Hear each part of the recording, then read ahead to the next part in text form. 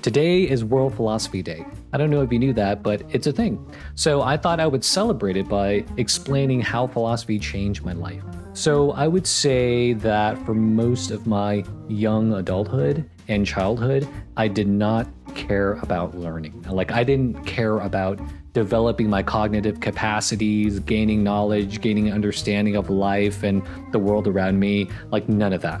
I definitely did not care about school. What I did care a lot about when I was in high school was cars. Like, I just loved cars, and I would fantasize about what type of car that I would buy in the future, you know? And because of this, I actually made a deal with my mom, okay?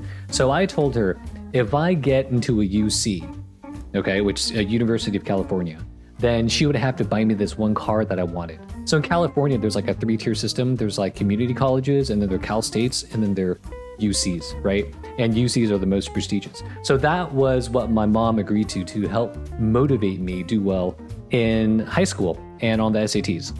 At an early age, I figured out the minimal amount of work that I had to put in order to get a B, okay? So I figured out that if I just paid attention in class, that I wouldn't have to study at home. And so that's pretty much what I did for years. I did end up going to college, but I didn't really care that much about going to college. You know what I mean?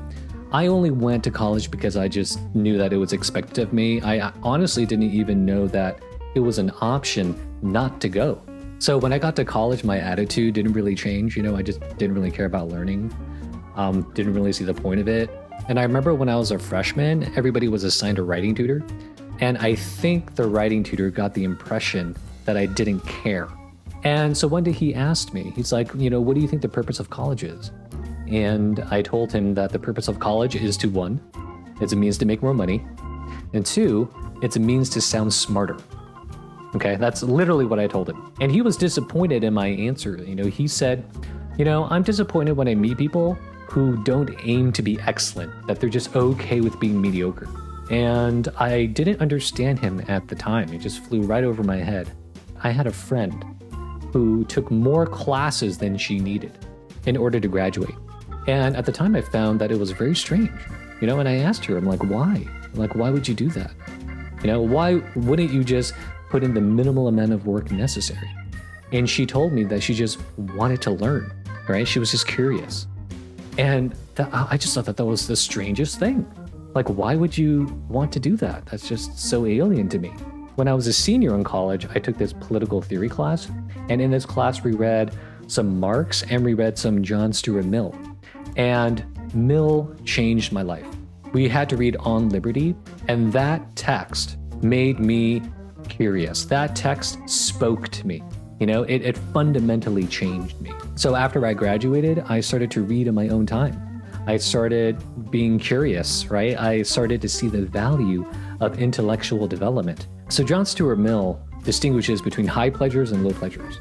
High pleasures or high quality pleasures are basically pleasures that you experience when you exercise and develop your higher capacities. And your higher capacities are basically the capacities that characterize us as human beings, the ones that kind of distinguish us from the rest of the animal kingdom. So essentially are like our rational capacities.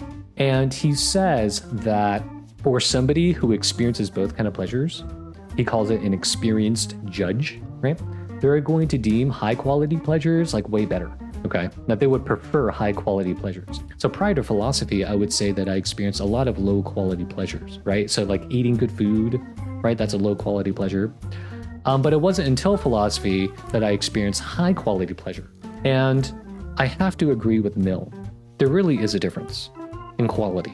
So I break down my life into 2 parts, the part before philosophy and the part after philosophy, okay? Like, it's that big of a difference. I felt like that I wasn't living a full human life. Now, of course, it's not going to be the same for everybody. Like, you don't necessarily have to study philosophy to live a full human life, but I do think that you have to exercise your higher capacities. Now, what that looks like for you, that's going to differ, okay? But for me, it was philosophy.